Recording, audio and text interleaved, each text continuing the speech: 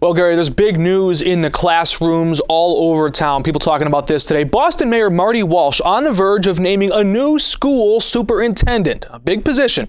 He's just winding down the first year in office for himself, and this appointment could go a long way toward defining his leadership in the minds of many school parents. Now, Mayor Walsh has been collaborating with the residents of the city and parents to also hear directly from them what they're looking for in their next superintendent. He doesn't want to get this appointment wrong.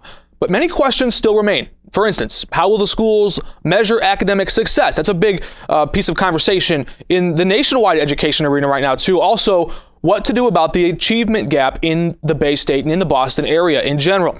And always a high priority, improving special needs education. All these things a top priority. Now, we did just recently hear reports before the close of last month that kindergarten through 8th grade students could soon be required to spend an extra 40 minutes in school every day. Still no word if that move will be approved, but this decision could have a lot to do with it. Longer school days would cost about $12.5 million for the city of Boston each year.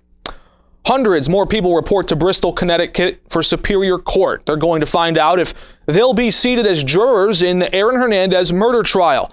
This has been a long process up to this point, and there are still some outstanding issues to be settled before the opening arguments begin. Around 750 people have gone through the initial screening up to this point.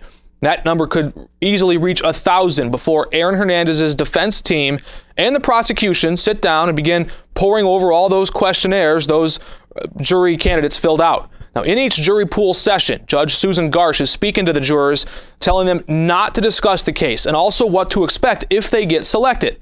Those brought back for questioning, the next step, will also learn how long the trial is expected to last. If they have any conflicts or if they can't make that work around their work schedule, they would be disqualified. The jury questioning should begin on Friday, but one day before that, on Thursday this week, Judge Garsh is expected to make final rulings on the last-minute pre-trial motions and also determine what constitutes a dismissal of a jury member should something go wrong.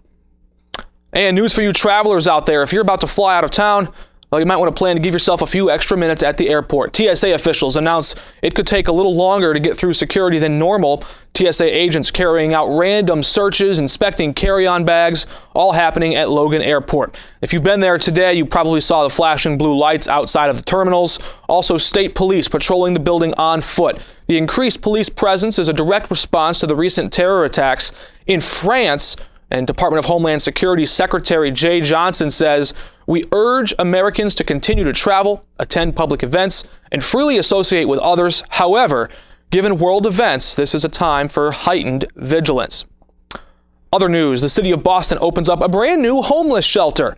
It's set up in what used to be a sign-making shop on Southampton Street. The new shelter is meant to replace the one on Long Island, shut down a few months back after a bridge there was condemned. In the meantime, Boston's homeless population has been seeking cover in several different temporary locations. This new homeless shelter expected to house around 700 people as soon as April. In a few months from now, Mayor Marty Walsh hails the facility as the best of its kind in the entire country, state of the art. And on Beacon Hill, Governor Charlie Baker and the Democratic leadership talking about money. They say more money, more problems. In this case, it's a problem about money itself. It's all over dollars and cents. This was just the first of what will be a weekly leadership meeting recurring. It's one of Baker's plans to meet with the state leadership. Now, when it comes to closing the budget gap, Senate President Stan Rosenberg says everything is on the table, but he doesn't want to cut local aid. He puts that as a top priority. House Speaker Bob Dalio says they need a better estimate of how wide the gap actually is. Some estimates say the deficit could be as high as $750 million. Governor Baker says administrative actions would be a big part of his solution. Now, so far, Baker has already issued an immediate hiring freeze. We've heard about this on some 400 jobs that were posted in the state government job board.